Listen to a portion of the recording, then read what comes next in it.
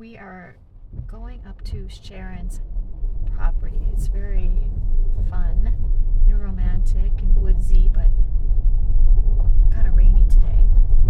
On the right here is her studio that her husband built for her. It's a cabin that kind of is a guest house, a studio, and a classroom in the basement.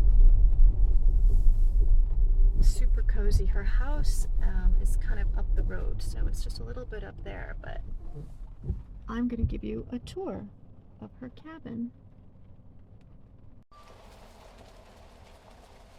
Scott's going to drive up to the house while I do a little tour.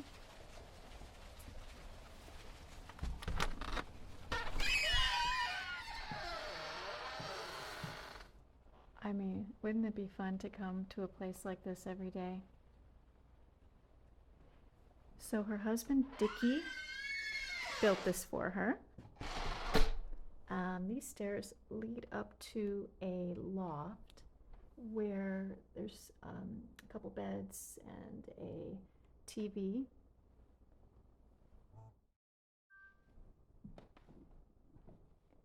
I absolutely love these couches. She lets a friend come here and paint with her a couple times a week. So this is her little area. And you see how she has these fluorescent lights. And they're all on different switches, so that really helps. And this beautiful big window there. You have to have these daylight fluorescents, so when it's overcast like today. They built a true little country kitchen.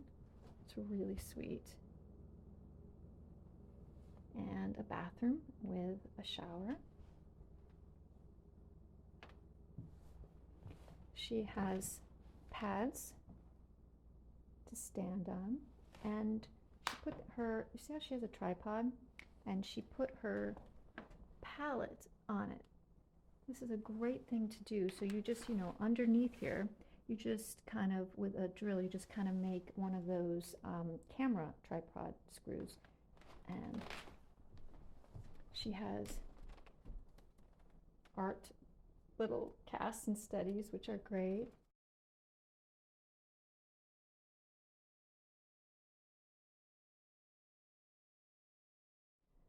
Has all her paint laid out, her brushes, her monitor, beautiful painting she's working on. I just wanted to show you her palette. So this is a great thing to do. See? So that she can tilt it to any angle she wants and she can move it around.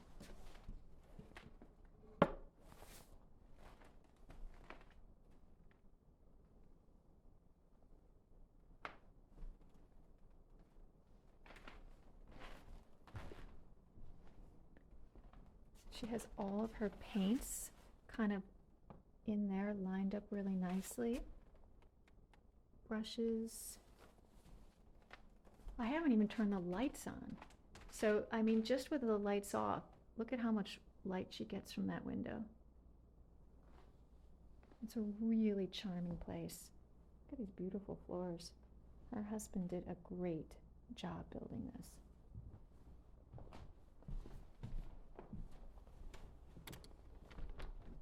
I would say the size of this room is, ooh, creaky door. I would say the size of this room is probably like a 20 or 24 by 30. Very homey. She has like a little room back in there too that I didn't show you, that's sort of like an office. Kitchen and bedroom up there. It's really fun for guests also.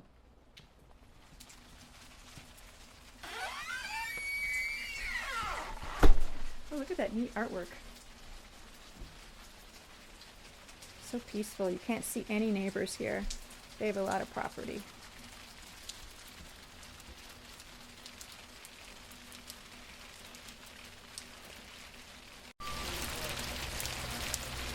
A Okay, so it's raining a little bit, so I have to protect my phone.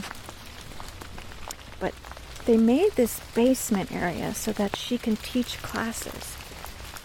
She teaches children, she has a whole bunch of friends. I've been down here, I even taught a drawing class. It's such a great space.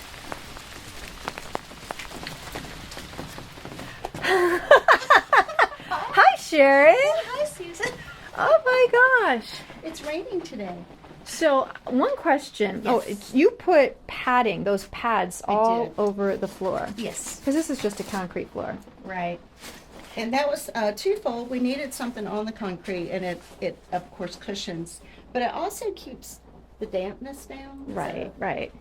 And one thing I wanted to ask, I don't know if I ever did ask you this. When you built this cabin, studio, did you know that you wanted to have this basement area for classes, or was it just sort of like you had this space and you thought about it afterwards? Afterwards. Oh, I did, okay. Yeah, it was mostly for storage, and then we thought this is kind of crazy not to utilize this. So, with the art camps I started having, that was first, and because it's a great space.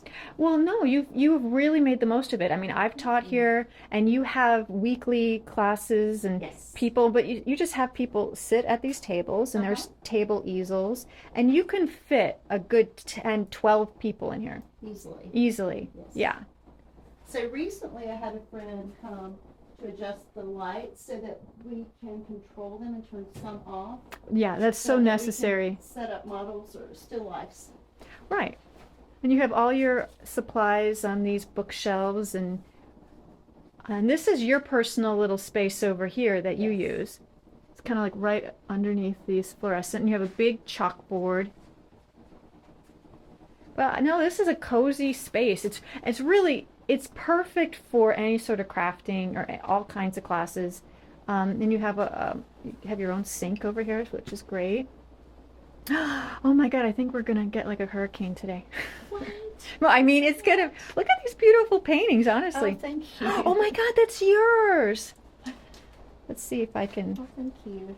Oh my gosh, tell us about this painting. Well, these are going to show down at the coast.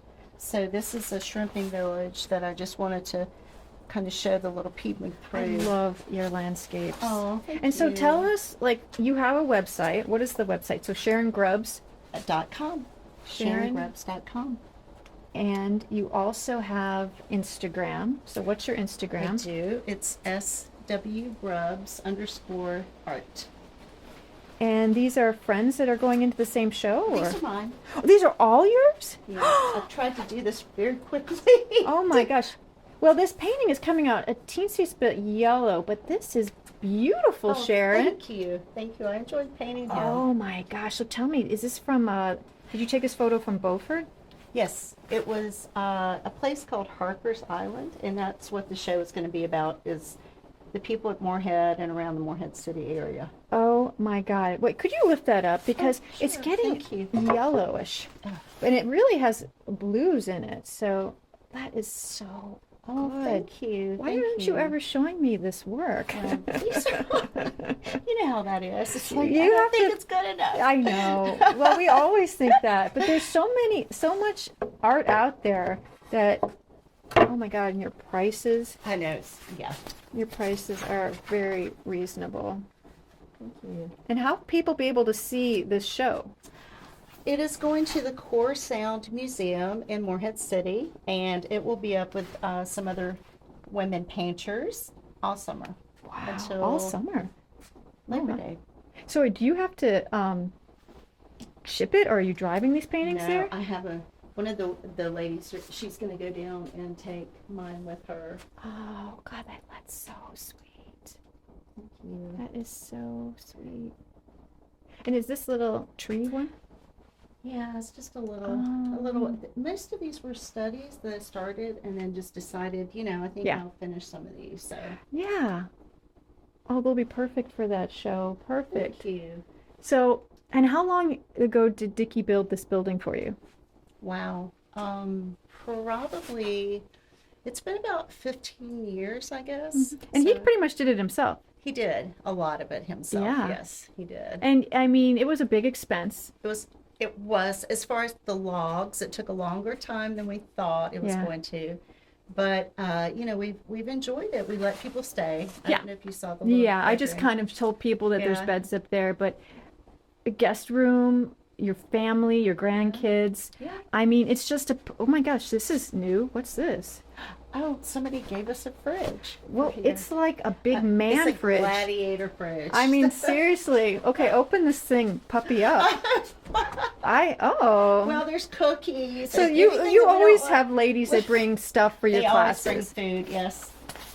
Wow. Well, yeah, it's a great space. So that's also why you started to have classes down here, because you kind of wanted this building to pay for itself. I did. Yeah. I mean, not Very not just for much so, storage, right. but you wanted to like. Generate. Yeah. Yes, absolutely.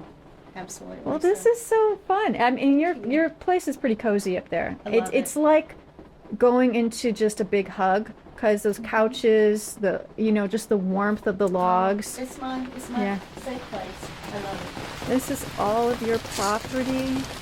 So this is April 5th, and spring is just coming, but like the trees haven't sort of sprouted out yet. Alrighty, so we're going to go have dinner. Sharon's making us dinner. Thank you, Sue. Sharon. Well, another day in the studio and working on another painting. Oh, I think you can see it. I'm working on another painting. I worked on that smaller one of the model with her hands behind her back for a day or two, and then had things to do at home. Today I have two kind of like Zoom calls, one to get ready for a Rembrandt paint live stream for next week, a Facebook live stream, and another one to call in about Vision X, which is going to happen in the summer, but there's so many artists and there's so many people dealing with it that they kind of need to organize it. So I'm going to hop on a Zoom conference with them in a little bit. But oh my gosh. But I mean, it's okay. It's okay. I repainted her face about 3 times. That is the only way I can deal with paintings sometimes, is that I paint on them for a little bit and then I have to put them away, because I realize that if you find yourself repainting something, it's not clicking. So you have to just either go to a different area of the painting, or you kind of just have to let it sleep for a little bit, because there's nothing good about the frustration of just trying over and over and over. I have a new apron on. It has bunnies on it. So I'm in my bunny mode today. And I'm also working with some of this paint that Rembrandt sent me, because for the live stream, where is the paint? Oh, here it is. We're going to be talking about, I had never used these paints before, Permanent Matter Deep. And he also sent me Permanent Matter Medium. And so I was kind of asking him about the differences. And he also sent me Naples Yellow Red. So I just got these a couple days ago. And Jeff, the representative for Rembrandt Royal Talents Paint, he was telling me about Permanent Matter Deep is kind of their replacement for alizarin crimson. I mean, I remember years and years ago hearing about the fact that alizarin crimson wasn't permanent, that it could fade, that it could crack, and I remember hearing about Richard Schmidt, and that he had to repair some paintings that had, once he had sold them, the alizarin was like going bad, either cracking or fading or something. And so I remember hearing about that years ago, and then we kind of stopped using alizarin crimson. Then they came out with permanent alizarin crimson. But in general, for some reason, we just never really went back to it that much. We were using permanent rose, or we're using quinacridone rose, but I mean, it's a beautiful color. So let me show you. So this is the Naples. Let me get it again. I'm kind of forgetting the names of these. So Naples Yellow Red, and it is very much of a peachy flesh. So there you go. You can see a big chunk of that. It's a peachy, it's very bright, and you can tell it has yellow in it. And then this is the permanent matter medium, and that's the permanent matter deep. And I asked him a little bit about why would one choose one over the other? And Jeff said that probably the permanent matter deep would be one that you would choose because it was more of the purest form, closest to the alizarin crimson. And I guess I kind of want to figure that out. How do you experiment? You add a little bit of white. And then I was adding a little bit of ivory black because I thought it would be fun to do a kind of tonal painting where you're just using the values of a certain color harmony. But this was just too pink, so I needed to add a little bit of gray. So that's what I'm going to do for the live stream for Rembrandt Royal Talents Paint on April 14th, and that's through Facebook. And I think they'll probably have that recorded so that you can always watch it in the future. But it will be talking about these paints. It will be talking about some of the paintings I've done, and if one particular painting had a color harmony, why you would choose these, how do you experiment. But so I'm going to be experimenting with ivory black and definitely the permanent matter deep. Okay, I just ate lunch and I'm just going to keep working on this painting. I don't like showing close-ups yet, so I will show some paintings soon on Instagram, but it's getting there. I've repainted this a few times. I'll kind of give you a little bit of a I've repainted it a few times. So, that's been my week. Yeah. Probably today's Friday. Yeah, just coming down here a lot. I did not make my deadline. I think I was going on about how I was really hoping to get 4 paintings for the deadline, but I only got 2. And that's okay. It's all right. I'm fine with that. So I'm just going to keep listening to my Marie Antoinette. I love books that take a long time. And keep working on this, and then do my Zoom with Vision X, and hopefully go home happy that I had a good day. So, yep.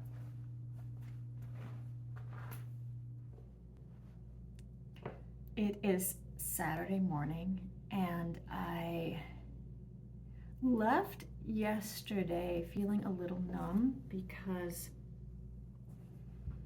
I felt like I was repainting the face over and over and over again, and it made me sad. I was even envisioning coming today and even putting like a paper towel or some kind of sheet of paper just over the face. Because other parts of the painting are kind of moving forward. It's the face, and it's probably because we have so much expectation. There's this dilemma about, trying to make it look exactly like her, but then also being painterly. I had to find joy in coming today, and I don't want these diaries to always be about the struggle, but I feel like so much of being a fine artist is finding the happiness with these bumps in the road of like seeing yourself getting frustrated in a painting, but then going back to your studio the next day. And I completely get how hard it is to keep painting and keep working at it when maybe there's not a lot of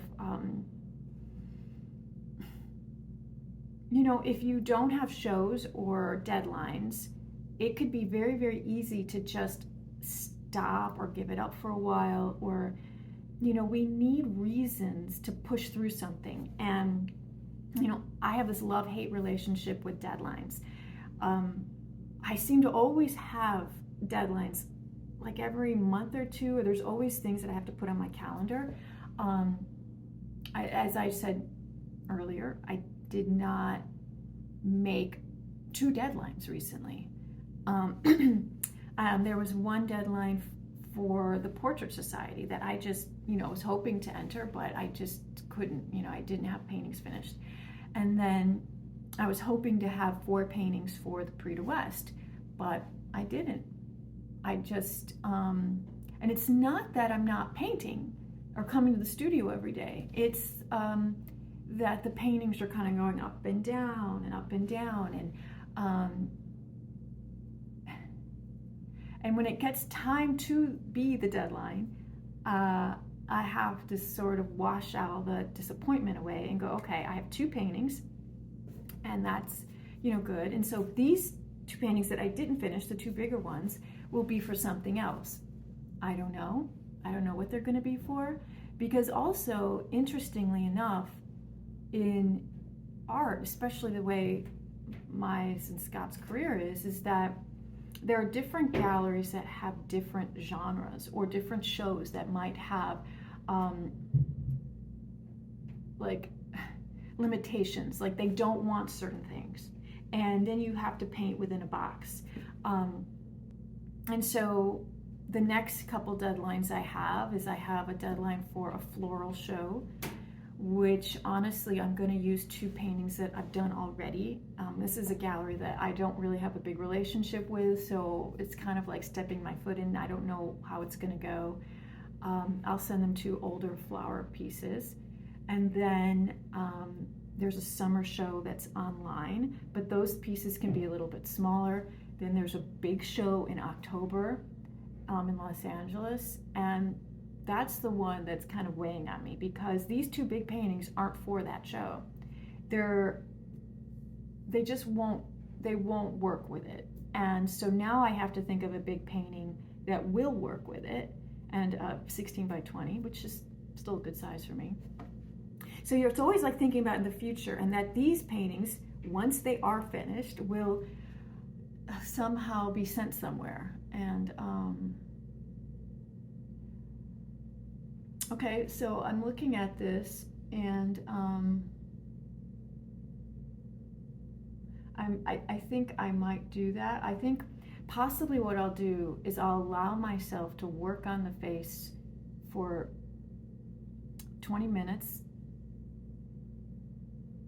and if I'm still feeling a little bit of stress about it, I'm gonna stop, and I'm gonna put something so I don't see the face and just work on other areas, because possibly sometimes for me, when I have a tricky part, or which is usually the face, but like when I have a tricky part, if I can get the rest of the painting to work, then I don't know if it's confidence, energy, whatever, but possibly if the rest of the painting is like, okay, I'm proud of this stuff, then just getting a few strokes in the face, happy, it will like open the door. And that's what I need. I just need, if I can get a few strokes in these first 20 minutes, because I know I can't go farther than 20 minutes, because if I do, it will be a spiral. And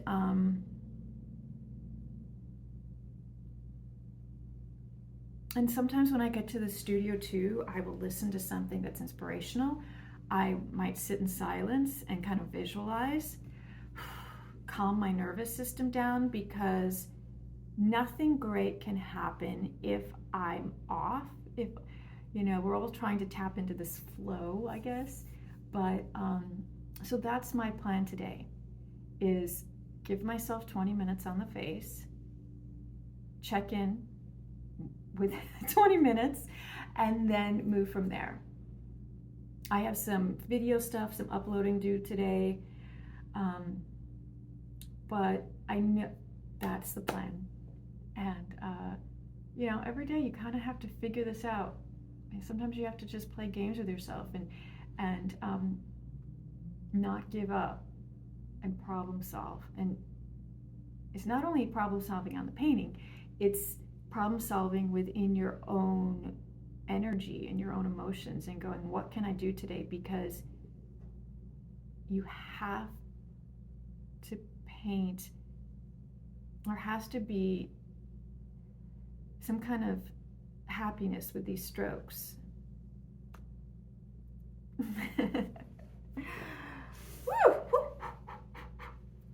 Okay, that's the plan. Okay, just wanted to check back with you and say, okay, I didn't slip my wrists. It was a much better day. For some reason, and I don't know how to explain it, I wish I could, why some days, no matter what you do, it seems like an endless chore of just trying to push that rock uphill. And today, maybe because I just felt so numb in a way, I didn't finish the face, but I was able to get some key angles and some key shapes and to get the values on the cheeks almost right. So I feel better. I feel some relief, you know? Anyways, just didn't want to leave without checking in and, you know, not letting that just float off in the air that somehow, who knows, you know, was I going to stay depressed? And I wasn't. So I'm going home. I painted enough today. It's the type of day too where you just don't want to keep painting and you fall asleep. So I'm going to turn off my lights, go home, maybe go for a walk, play with my cats. It's going to be good.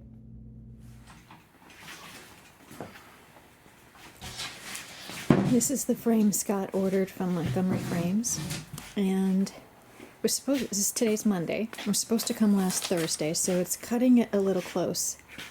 That is the problem with getting custom-made frames, is that, you know, you never know. You never know what's going to happen. They can even come, you know, maybe even damaged a little bit. Oh, these are kind of interesting. These look like foam. I'll get it. Okay. Luckily, they made this crate for Scott. We told you how, especially when you do big paintings, you kind of have to have crates. And wood nowadays is super expensive. Those things are like literally suction cupped on there.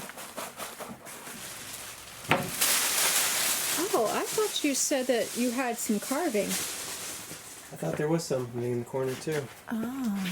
I don't think it's what I ordered. But, oh well, I just want something simple anyway. So Oh, it's good. gosh. That'll be good. I just wanted something simple. It's not as nice as the.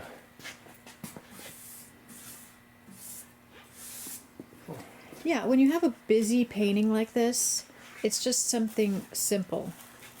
Because that's just sort of like, I would say that this is probably like a 2-inch frame. Probably, yeah. Yeah. Right. Nice. Yeah, I wanted something simple and dark because there's so much busyness. And since they're big paintings, sometimes people have a hard time hanging them, so I didn't want a giant frame because it would make it so Yeah, big. and it would, yeah. It's really hard when you have to add like 10 inches to a painting when you're shipping. So then you just kind of wrap it back up in that plastic. I'm going to photograph it first. Yeah, oh yeah. Photograph it. But no, and then we're going to ship it off tomorrow, so it is kind of last minute. Yep. But luckily you have a crate. So I will install this.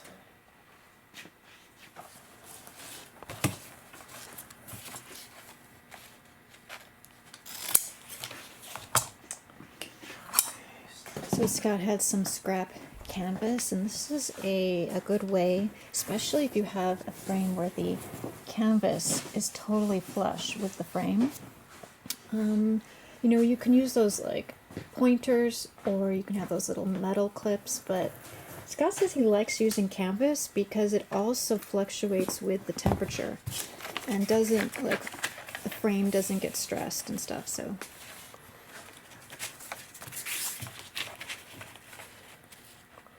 Should be good.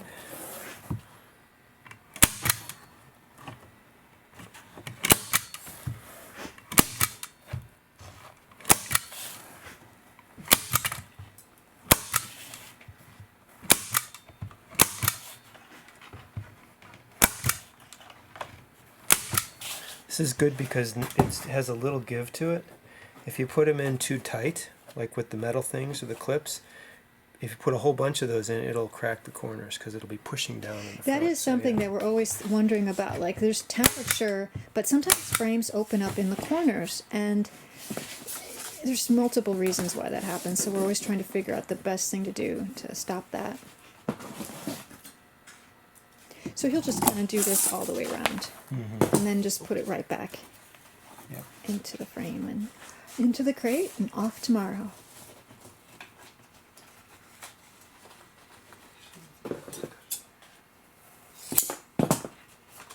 Scott, did you do this, or was this already like that? This is how they come. These are these Oh, over here. the Centurion. That's why I was saying. Stretched. Maybe I don't have any more 30 by 30. Wait. I think I do. With- I have 40 by 30 and 36 by 36. So you bought a whole bunch of Centurions these a long that time are ago. already Yeah. stretched. A long time ago. So 36 by 36. And then these are 30 by 40. One of them I had stretched. Two of these I had stretched, and Yeah, then no, these we two like the weren't. Centurion. I had 30 by 30s, but I think But that would be that's the pretty last nice. one. I didn't realize that these came with the cross brace already. This is probably that's why I didn't want to bother keeping the smaller ones because I didn't. Smaller stretcher bars, yeah. You know, I just. Scott, he had all those. He kind of put all these stretcher bars together. You know, it's years and decades of like keeping stretcher bars is funny. You can get into my building 3 ways, and here's one of the entrances off of Trade Street. So I wanted to show you that yesterday. You know how we packed up those crates? So Scott brought them down here because it saves us $80 if the the shipping freight place picks them up from a business. We usually just have them picked up from our house, but everything is getting so expensive now that we, if we can put them in the minivan, we will.